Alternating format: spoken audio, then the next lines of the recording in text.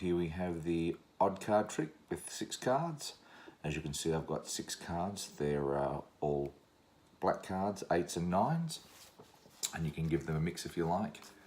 And you have your volunteer pick one of the cards, make the selection. Let's say they go for that 9 of spades. I knew they were going to pick that one because that one has a blue back and all the other cards here have red backs. They always pick the odd card out. Doesn't matter, every time they pick a card, they will pick the odd card out.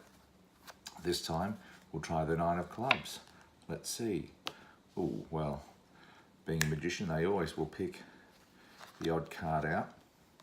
No matter how hard they try not to pick the odd card, they will always pick the odd card. And a lot of people will ask, how many times will somebody pick a red card? How many times will somebody pick a blue card? Well, the truth of the matter is, I have an each way bet with 3 of each. Here's the explanation. It is just 3 blue cards and 3 red cards. You have jokers, but in this case I've used just different black spot cards. The reason for using the black 8s and the 9s is that people don't necessarily remember whether they've picked a red back 8 of clubs or a blue back 8 of clubs. So for the setup for this, all you do is you're alternating the colours of the backs, and you don't show the backs to begin with. You can show the selection of cards. You ask them to touch one. It's important to ask them to only touch one card, not to take one card out. When they touch the card that they select, you bring everything underneath that up to the top, square the cards in your hands. You deal that one card off onto the table and turn it over and expose whichever colour back that it has. In this case, it has a red back, which means all the other cards will appear to have blue backs. And the way that happens is that you deal one card off the top and you turn both hands over together, showing the top card you've just dealt off and the bottom card there.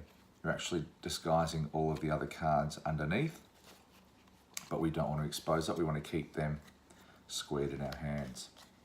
So again, deal the top card off, turn both packets over, turn them over again so they're face up, deal another card off the top which goes on top of the single card you just dealt off and turned over, and they go to the table.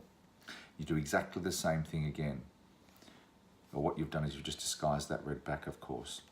So you push off, turn both hands over, being careful not to spread the cards to expose that red card underneath. Turn both packets over, deal one off on top of the card you've just taken off, and then you have the last one. Then you can take the one on the table that goes on the top of the packet, and if you wish, you can mix them again.